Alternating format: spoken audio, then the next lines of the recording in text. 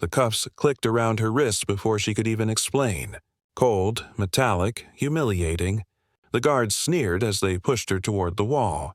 "Nice try, lady," one of them said. "You really thought we'd believe you were a Navy SEAL?" His laughter echoed through the corridor. Around them, soldiers stopped to stare, some curious, others amused. She stood still, eyes forward, refusing to lower her gaze. The name tag on her soaked uniform read only one name: Hale. "Before I tell you what happened next, tell me in the comments where you're watching from. I love knowing who's listening."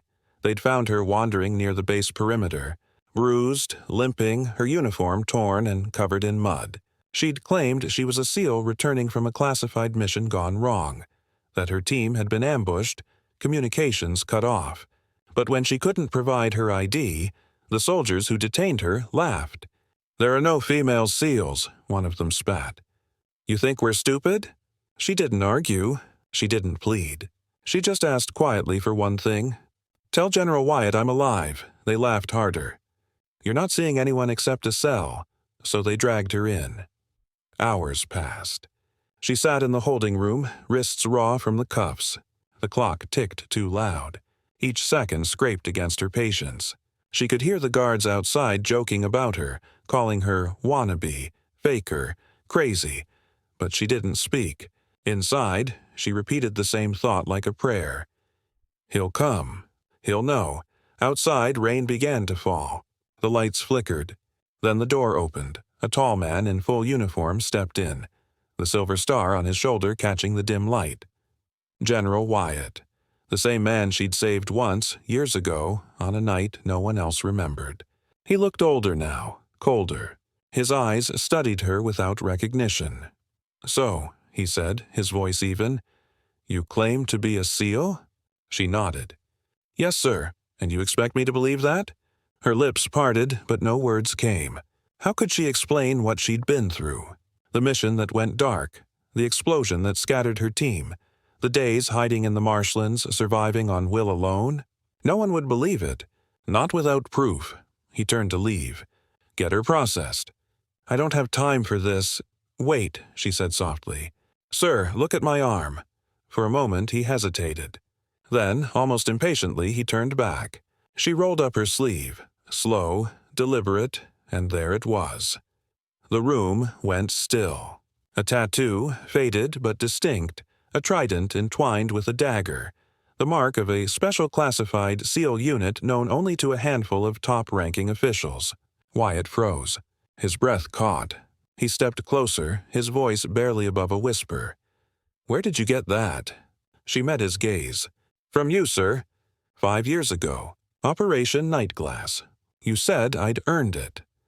A flash of memory hit him like a wave. The ambush in the desert, the smoke, the bullet that nearly took his life, and the soldier who dragged him out under fire. Her voice, steady in his ear. "I've got you, sir. Don't close your eyes." Wyatt's hand trembled slightly. He turned toward the guards. "Remove her cuffs, now." The men exchanged nervous glances. "Sir, she—" "Now!" His voice cracked like thunder. The metal hit the floor with a clang. Silence filled the room. Hale rubbed her wrists, the skin red and bruised, but her expression stayed composed. Wyatt looked at her, not as a suspect, but as someone he owed his life to. "You disappeared," he said quietly. "They told us your unit was gone." Her eyes darkened. "We were. Everyone but me."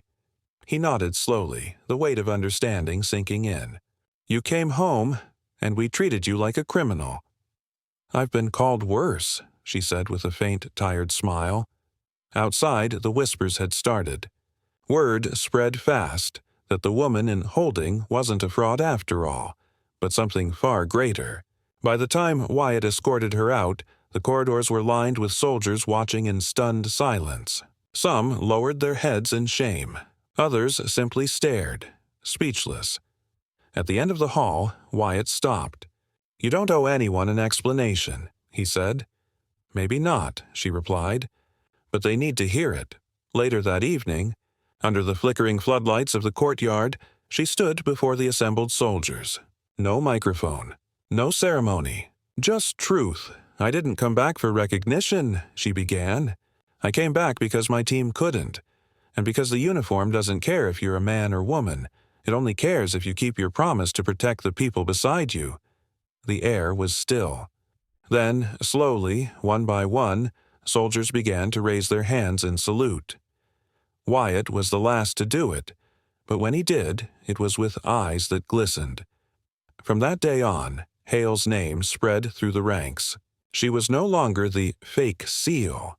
She was the soldier who returned from the dead, who carried loyalty farther than anyone thought possible.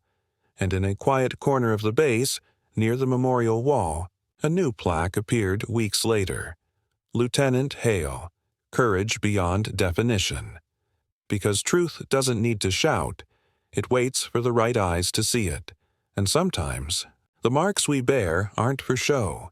They're reminders of battles we've already survived. If this story moved you, tell us in the comments what loyalty means to you. And don't forget to subscribe to Whispered Words, where stories of courage and humanity come alive in every whisper.